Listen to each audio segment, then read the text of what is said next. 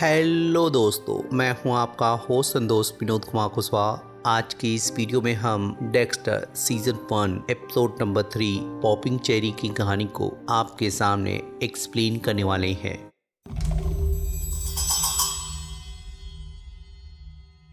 तो इस एपिसोड की कहानी की शुरुआत रिकी सिमंस के फ्यूनरल को अटेंड करने से शुरू होती है, लेकिन डेक्स्टर फ्यूनरल को अवॉइड करते हुए या उससे बचते हुए अपने इमोशन को छिपाने की कोशिश कर रहा होता है, क्योंकि उसका मानना है कि वो बाकियों की तरह इमोशन को फील नहीं करता है। फिर डेब और बटिस्टा जहाँ उसके पास आकर उसका हालचाल लेते हैं, वहीं दूसरी तरफ कारा सिमंस का भाई जेम्स को टीज करते हुए उसे शाम को तैयार रहने को बोलता है। वहीं दूसरी तरफ डेक्स्टर वहां से निकलकर अपने अगले टारगेट के तलाश में फ्लोरिडा के जेल के पास पहुंच जाता है, जहां पर उसकी नजर जेरेमी के ऊपर जाकर ठहर जाती है, क्योंकि वो 4 साल से मैनस्लॉटर के केस में अपनी सजा काट कर बाहर लौटा है। तो जब डेक्स्टर उसकी फाइल को देखता है तो उसे अंदाजा हो जाता है कि वो अपना शिकार बहुत ही जल्द करेगा, लेकिन उसे बस उस चीज का होने का इंतजार करना है कि वो जेल में जाकर सुधर गया है या वो ये काम फिर से करेगा। फिर जब डेक्स्टर रीटा के घर पे पहुंचकर और उसके बच्चों के साथ मिलकर नींबू के पुराने पेड़ को उखाड़कर जहाँ नए पेड़ को लगाने की कोशिश कर रहा होता है या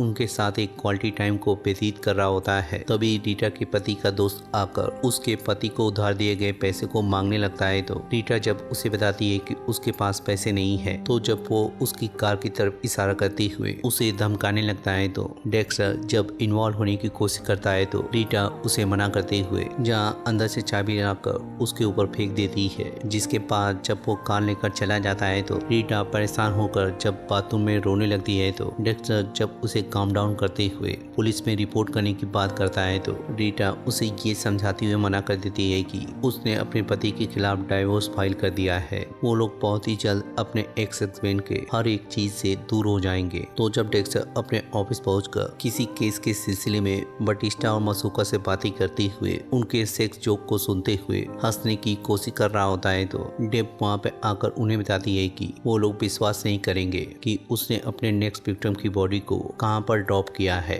तो जब डेक्स्टर अपने नए दोस्त के कारनामे को देखने के लिए आइस हॉकी स्टेडियम में पहुँचता है, तो उसे उसकी प्रदर्शनी देखकर एक अजूबा सा फील होता है। तो जब बटिस्टा उसको देखकर पूछता है तो वो उसे बताता है कि ये एक सपने से कम नहीं है। फिर जब मसूका उसे बताता है कि उसने लाश को बाकियों की तरह ही काटा है, जिसमें खून का एक कतरा नहीं है। वहीं बटिस्टा का मानना होता है कि उसे इस बार बॉडी को काटने में कोई भी परेशानी नहीं हुई है। ऐसा लगता है कि जैसे उसका कॉन्फिडेंस वापस आ चुका है। तो डॉक्टर उसे जवाब देता है कि उसका कॉन्फिडेंस कभी भी गया नहीं था, बल्कि वो कुछ टाइम के लिए इस काम से बोर हो गया था। तो बटिस्टा जब उसे जानने की कोशिश करता है कि आखिर वो यहाँ पर बॉडी रखकर उन्हें क्या बताना चाहता है, तो डेक्स्टर जवाब देता है कि हॉकी एक खतरनाक खेल है। Hockey's a violent sport. What else? वो दुनिया के सामने दिखाना चाहता है कि वो क्या कर सकता है। फिर जब डेबरा के आने के बाद मसूका उसे बताता है कि उसके फिंगर टिप मिसिंग है, तो डेब कंफर्म करती है कि उसके फिंगर टिप पहले ही मिल चुके हैं और वो वही लड़की है जिसकी उंगलियां उन्हें आइस ट्रक में मिली थी। तो जब डेब मसूका की वजह से उसका चेहरा देखती है, तो वो उसे बताती है कि उसका नाम सैरी टेलर है, वो भी एक प्रोस्टिट्यूट है, लेकिन वो उसे चेरी के नाम से जानती है। फिर जहाँ डेक्स्टर ब्लड डाउन होने की वजह से वहाँ से निकल जाता है, वही जब जेम्स डेब को बताता है कि उन्हें एक सस्पेक्ट मिल चुका है, तो ऊपर जाने पे पता चलता है कि वो लोग नाइट वॉचमैन को आइस ट्रक किलर समझ रहे हैं। तो डेब जब उनकी बात से इत्तेफाक न रखते हुए उन्हें बताती है कि वो उसको जानती है और वो अपनी लड़कियों से बात करके इस बारे में पता कर सकती है। लेकिन जब मारिया उसको मना कर देती है, तो डेब जब जेम्स को समझाती है तो वो उसे बात करने का ऑर्डर दे देती है। वहीं दूसरी तरफ जब एक मार्केट में जेरेमी एक चाकू खरीदने की कोशिश कर रहा होता है, तो वो जहाँ डेक्स्टर से टकरा जाता है, लेकिन उसके जाने के बाद डेक्स्टर के पास में देखते हैं कि हैरी उसे गन चूज करना सिखा रहा होता है और समझाते हुए बताता है कि उसे कोई भी खून बिना रीजन या पर्पस के नहीं करना है, नहीं तो वो बाकियों की तरह ही एक खूनी बनकर रह जाएगा। फिर डेक्स्टर के हाथों से हैंडगन छीनकर राइफल को पकड़ाते हुए जहाँ वो लोग शिकार पे चले जाते हैं, लेकिन जब हिरन का शिकार करने के बाद वो लोग वहाँ पे पहुँचते हैं तो उसके जिंदा होने की वजह से हैरी डेक्स्टर को चाकू पकड़ाकर उसे पूरे सामान के साथ गहरी नींद में सुलाने को बोलता है। वहीं जब जेम्स को ये पता चलता है कि गेरेरो की बेटी का उसकी चर्च में कंफर्मेशन चल रहा है, तो जेम्स जहाँ उसकी पार्टी में पहुंचकर उसकी बेटी से बातचीत करते हुए और उसके आने पर जहाँ सभी को ये बताता है कि उसने एक पुलिस वाले और उसकी पत्नी को मारा है, तो गेरेरो के भिड़ने की वजह से वो उसे ये कह के चला जाता है कि अगर वो रूल के हिसाब से नहीं खेलेगा तो वो भी रूल के हिसाब से नहीं चलेगा। वहीं इधर जब टेब अपने सहेलियों के पास पहुंचकर उनसे चेरी के बारे में पूछती है तो वो लोग उन्हें बताते हैं कि चेरी कुछ दिन पहले पुरानी स्टेशन वैगन में एक क्लाइंट के साथ गई थी, जिसके साइड में लकड़ी के पैने लगे हुए थे। वहीं साथ ही में वो लोग बार बार उससे पूछने की कोशिश कर रहे होते हैं कि What's wrong with being a fucking whore? जिसका डेव के पास कोई जवाब नहीं होता है। तो जब डेव अपने ऑफिस में जाकर काम कर रही होती है तो डेक्टर उसे प्रमोशन के बदले में एक कैक्टस का पौधा लाकर उसे जहाँ बधाई देता है। फिर जब अगली सुबह उठकर जेरमी की फाइल को पढ़ते हुए वर्कआउट कर रहा होता है तो रीटा जहाँ उसे फोन कर हेल्प मांगते हुए बताती है कि चाइल्ड प्रोटेक्शन वाले उसके घर पे आने वाले हैं, लेकिन बस में ट्रेवल करने की वजह से वो टाइम पर नहीं पहुँच पाएगी। तो डेक्स्टर वादा करता है कि वो उसके टाइम पर पहुँच जाएगा। फिर जब ऑफिस पहुंचने के बाद जब जेम्स सभी को बताता है कि नाइट वॉचमैन के भागने की वजह से वो उनका प्राइम सस्पेक्ट बन चुका है, वहीं उसकी घर की तलाशी लेने पर उन्हें एक सर्वेलेंस फुटेज मिला है, तो मारिया बीच में आते हुए बताती है कि टोनी टूची ही उनका आइस्टर किलर है। तो डेव जब उसकी बातों पे यकीन न करते हुए स्टेशन वेगन के बारे में पूछती है तो मारिया जहाँ उसे चुप करा देती है।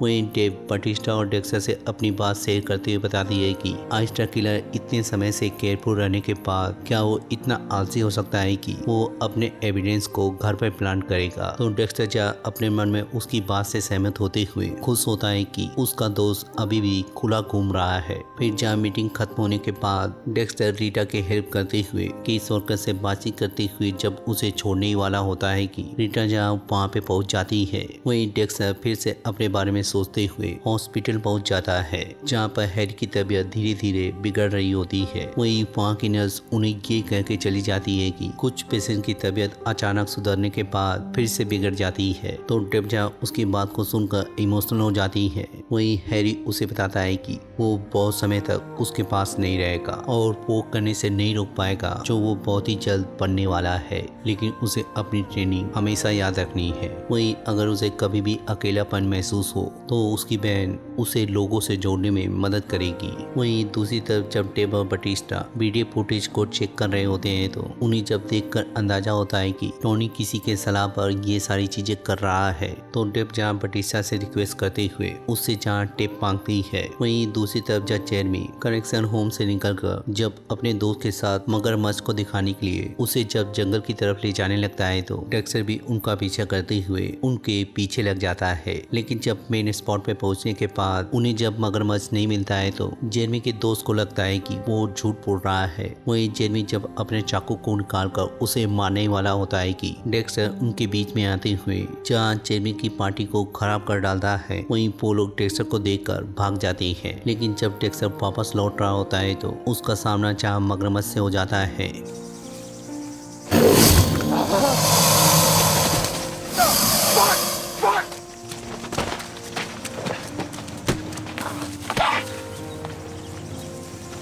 वहीं जब अपनी जान को बचाकर कार के पास आता है तो जेरमी ने उसके कार का शीशा तोड़कर उसका पर्स चोरी कर लिया होता है। तो फिर कहानी जब फिर से फ्लैशबैक में जाती है तो हैरी जब इंजेक्शन लेने से मना करता है तो डेक्स्टर जहाँ उसे रोकते हुए मना करता है तो वो ये कह के चली जाती है कि डॉक्टर को ये चीज पसंद नहीं आएगी। वहीं हैरी डेक्स्टर को बताता है कि वो उसके साथ साथ बहुत सारे पेशेंट को मॉर्फिन की ज्यादा डोज देकर मार रही है, तो उसे हर हाल में उसे रोकना पड़ेगा। What do you mean, stop her? It's time before she hurts anyone else. वहीं दूसरी तरफ जब डेव कैप्टन के पास पहुंचकर वीडियो दिखाने के बाद जब उसे सच्चाई बताती है तो कैप्टन डायरेक्टली उसके पास पहुंचने की वजह से जहां उसके ऊपर गुस्सा होते हुए बताते हैं कि अगर वो चैन ऑफ कमांड को फॉलो नहीं कर सकती है तो उसे वो उसी पोस्ट पे वापस भेज देंगे जहाँ से वो आई है। फिर जब कैप्टन मारिया के पास पहुंचकर उसे समझाने की कोशिश करते हैं तो मारिया जब उनकी बात नहीं मानती है तो वो उसे ये वार्निंग देके चले जाते हैं कि अगर वो इस भंवर में फंस जाती है तो वो उससे उम्मीद ना करेगी वो उसे बचाएगा। फिर जब मारिया प्रेस रिलीज करते हुए बता देती है कि टोनी टूची ही उनका आइस्टर किलर है। वहीं दूसरी तरफ जब रीटा को पता चलता है कि उसकी दोस्त ने एस्टर को पिकअप नहीं किया है तो जब वो डेक्स्टर को कॉल करके इस बारे में बताती है तो डेक्स्टर जहाँ उसे रिसीव करने के बाद उसके साथ क्वालिटी टाइम को बिताता है। वहीं दूसरी तरफ जब अंधेरा होने पर जेम्स और उसके साथी और कारा का भाई गरेरो के घर पे पहुंचकर उसे मारने का प्लान बनाते हैं तो जेम्स जहाँ अपना चेहरा दिखाने की वजह से उन्हें जहाँ बीच रास्ते में ही छोड़कर चला जाता है। वहीं इधर जब जेमी अकेले वीडियो गेम खेल रहा होता है तो डेक्स्टर के लाइट बंद करने पर उसकी जहाँ हालत खराब होने लगती है यहाँ चारों तरफ अपनी गाह दौड़ाने लगता है तो डेक्स्टर जब उसके ऊपर हमला करके उसे बेहोश करने वाला ही होता है कि वो जब उसे बताता है कि उस आदमी ने उसका रेप किया था और इसीलिए उसने उसे इतनी बुरी तरह से मारा था। तो डेक्स्टर उसकी सच्चाई सुनने के बाद जब फिर से उससे पूछता है तो उसके बताने से यकीन हो जाता है कि वो सच बोल रहा है। तो डेक्स्टर अपने कदम पीछे खींचते हुए उसे जहाँ अपना चुराया हुआ पर्स मांगता है तो वो उसे अपने बैग की तरफ इशारा करता है। वहीं डेक्स्टर अपने पर्स को लेने के बाद जब लौटने लगता है तो जेरमी जब उसका पीछा करते हुए उससे पूछता है कि क्या वो बस इतना ही चाहता था।